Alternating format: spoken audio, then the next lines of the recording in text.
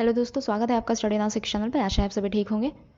तो आज के क्लास में हम लोग हिंदी गद्य साहित्य से संबंधित कुछ अन्य प्रश्नों को देखेंगे। ठीक है, इससे पहले भी हिंदी गद्य साहित्य पर आधारित 2-3 वीडियोज़ आ चुके हैं 25 प्रश्नों वाले।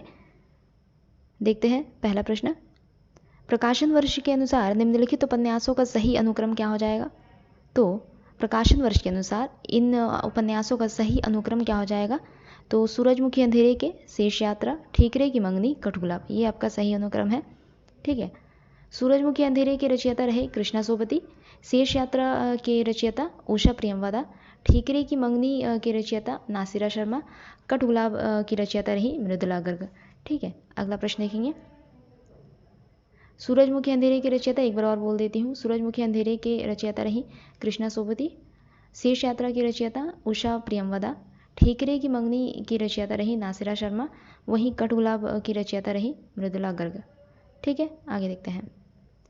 निम्न में से कौन सा सुमेलित नहीं है? इनमें से कौन सा सुमेलित नहीं है? तो भाग्यवती लज्जाराम मेहता द्वारा रचित उपन्यास ना होकर ये है श्रद्धाराम फिल्लौरी द्वारा रचित उपन्यास। ठीक है, भाग्यवती श्रद्धाराम फिल्लौरी द्वारा रचित उपन्यास है। अगला प्रश्न देखेंगे। निम्न में से कौन सा सुमेलित नहीं है? तो जिंदगी नामा कृष्णा सोबती द्वारा रचित उपन्यास है। जिंदगी नामा कृष्णा सोबती द्वारा रचित उपन्यास है। कृष्णा सोबती के कुछ अन्य उपन्यासों के नाम हैं मित्रों मरजानी, सूरजमुखी अंधेरे के, दिलो दानिश, समय सरगम इत्यादि। ठीक है, मित्रों मरजानी, सूरजमुखी अंधेरे के, दिलो दानिश, समय सरगम इत्यादि। अगला प्रश्न देखेंगे।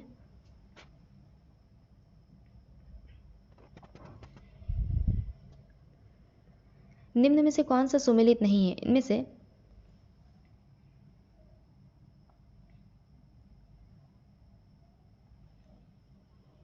इनमें से कौन सा सुमेलित नहीं है? तो चंद हसीनों के खतूत पांडे बेचन शर्मा उग्र द्वारा रचित उपन्यास है। चंद हसीनों के खतूत पांडे बेचन शर्मा उग्र द्वारा रचित उपन्यास है। चतुरसेन शास्त्री द्वारा रचित नहीं है यह। चंद हसीनों के खतूत के रचयिता है पांडे बेचन शर्मा उग्र। अनामदास का पौधा हजारी प्रसाद द्विवेदी, सही है। नाच्यो बहुत गोपाल अमृतलाल नागर द्वारा रचित रचना है। चित्रलेखा भगवती चरण वर्मा, सही है। अगला प्रश्न देखेंगे। डॉक्टर देवराज कृत अजय की डायरी किस विधा की रचना है?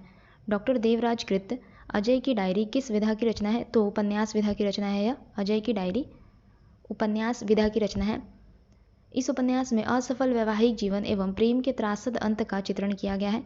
अजय की डायरी नामक उपन्यास में असफल वैवाहिक जीवन एवं प्रेम के त्रासद अंत का चित्रण किया गया है। डॉक्टर देवराज द्वारा रचित उपन्यास है अजय की डायरी। अगला प्रश्न देखेंगे। हिंदी जासूसी व तिलस्मी उपन्यासों का श्री गणेश करने का श्रेय किसको प्राप्त है? ठीक है, जासूसी व तिलस्मी उपन्यासों का श्री गणेश करने का श्रेय किसे प्राप्त है?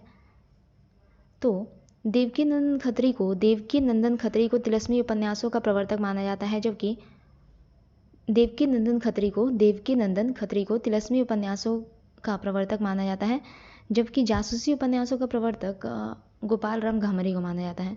जासूसी उपन्यासों का प्रवर्तक गोपाल राम गहमरी को माना जाता है। यहाँ पे हम कह सकते हैं कि हिंदी तिलस्मी उपन्यासों का श्री गणेश करने का श्रेय प्राप्त है देवकी नंदन खत्री को, जबकि जासूसी उपन्यासों के प्रवर्तक गोपाल राम गहमरी माने जाते हैं। अगला प्रश्न देखेंगे।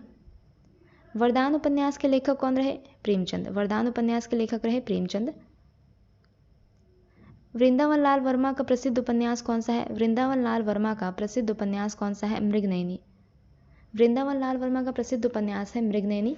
इनके अन्य उपन्यास है, वृंदावन लाल वर्मा के अन्य उपन्यास है विराट की पद्मिनी। ठीक है, विराट की पद्मिनी, कुंडली चक्र, अमरबेल, राखी की लाज इत्यादि।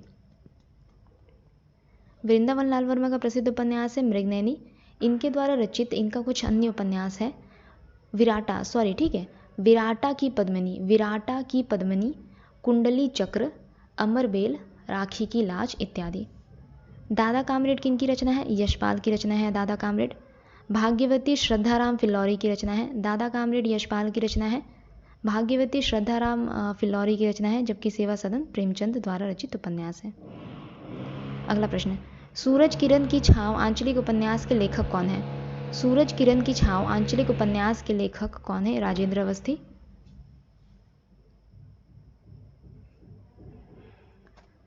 सूरज किरण की छाँव आंचलिक उपन्यास के लेखक रहे राजेंद्र अवस्थी।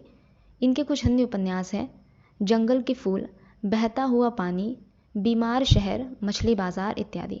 राजेंद्र अवस्थी द्वारा रचित कुछ अन्य उपन्यास हैं जंगल के फूल, बहता हुआ पानी, बीमार शहर, मछली बाजार इत्यादि। अगला प्रश्न देखेंगे। तमस उपन्यास का धारावाहिक प्रसारण किसमें हुआ है? तमस उपन्यास का धारावाहिक प्रसारण दूरदर्शन में हुआ है। दूरदर्शन में हुआ है तमस उपन्यास का धारावाहिक प्रसारण। भीष्म साहनी के उपन्यास तमस पर निर्देशक गोविंद निहलानी ने 1988 ईस्वी में टीवी सीरियल तमस बनाया था। ठीक है, भीष्म साहनी के उपन्यास तमस पर एक निर्देशक रहे जिनका नाम रहा गोविंद निहलानी। इन्होंने सन 1988 ईस्वी में टीवी सीरियल तमस बनाया था दूरदर्शन पर ही। ठीक है, यह बेहद ही लोकप्रिय हुआ।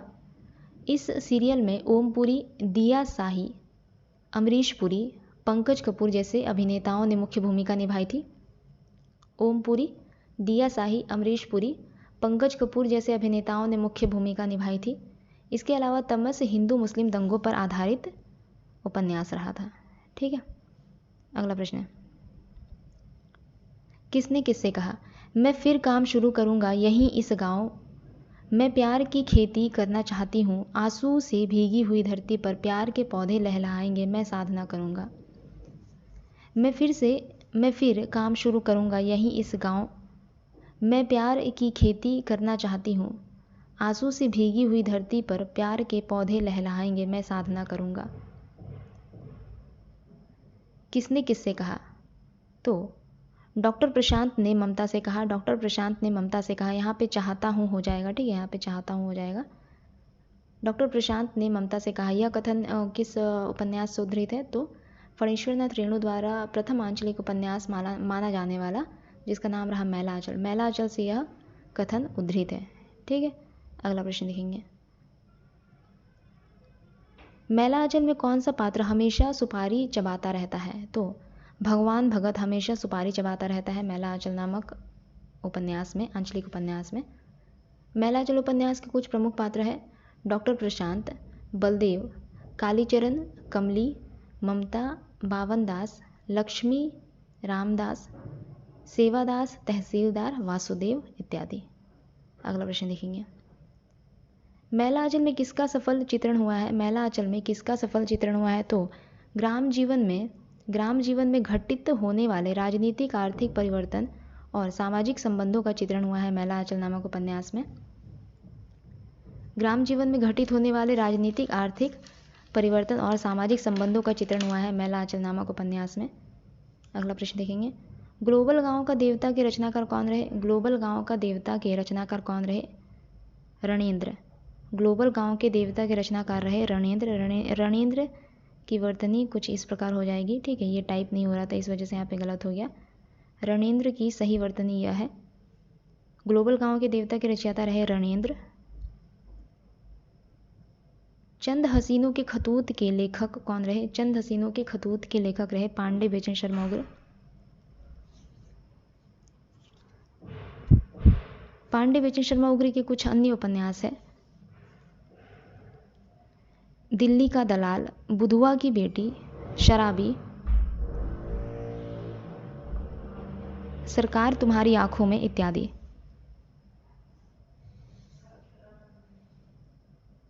इसके अलावा हिंदी में प्रकृतिवादी उपन्यासों के जनक पांडे बेचन शर्मा उग्र को माना जाता है। हिंदी में प्रकृतिवादी उपन्यासों के जनक पांडे बेचन शर्मा उग्र को माना जाता है।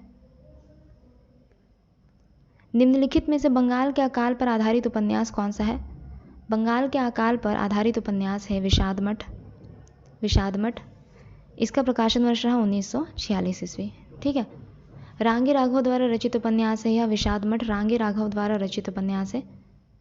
सुहाग के नूपुर उपन्यास अमृतलाल नागर का है। सुहाग के नूपुर उपन्यास अमृतलाल नागर का है।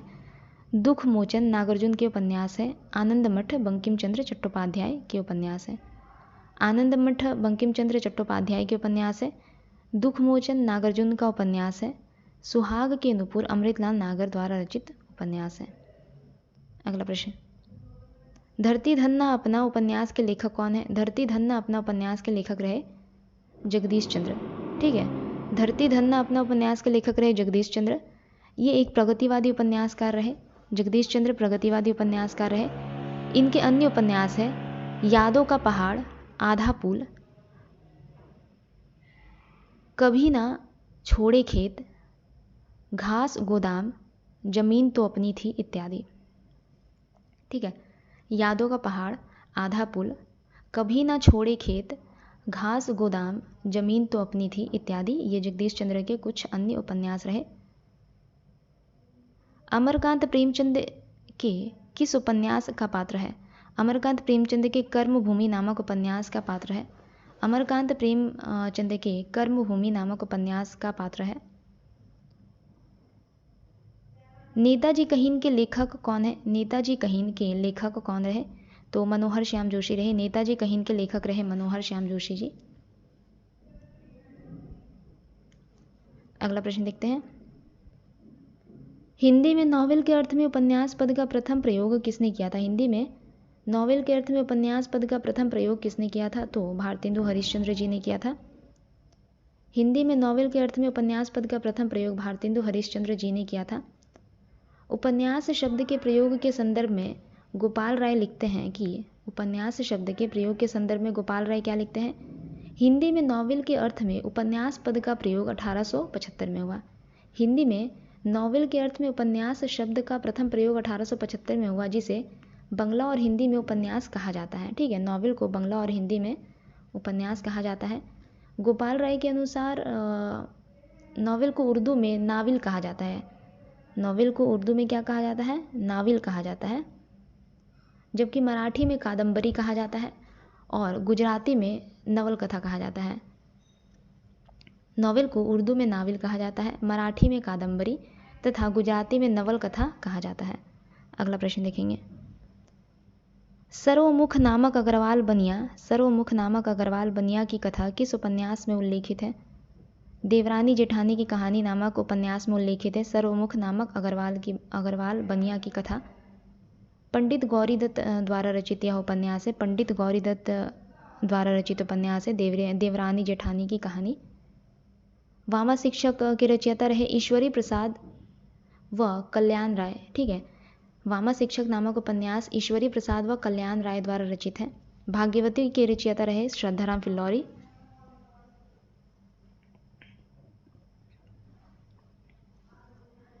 निसहाय हिंदू के रचयिता रहे राधा कृष्णदास। निसहाय हिंदू के रचयिता रहे राधा कृष्णदास। ठीक है, अगला प्रश्न देखते हैं, तलाकशुदा माता पिता की संतान की मानसिकता पर आधारित उपन्यास कौन सा है? तलाकशुदा माता पिता की संतान की मानसिकता पर आधारित उपन्यास कौन सा है? आपका बंटी, जिसके रचयिता रहे मनु भंडारी। आपका बंटी। ठीक है, तलाकशुदा माता पिता की संतान की मानसिकता पर आधारित उपन्यास आपका बंटी है, जिसकी रचयिता रही मनु भंडारी। अगला प्रश्न है, निम्नलिखित में से कौन सा उपन्यास ऐतिहासिक सांस्कृतिक उपन्यास नहीं है?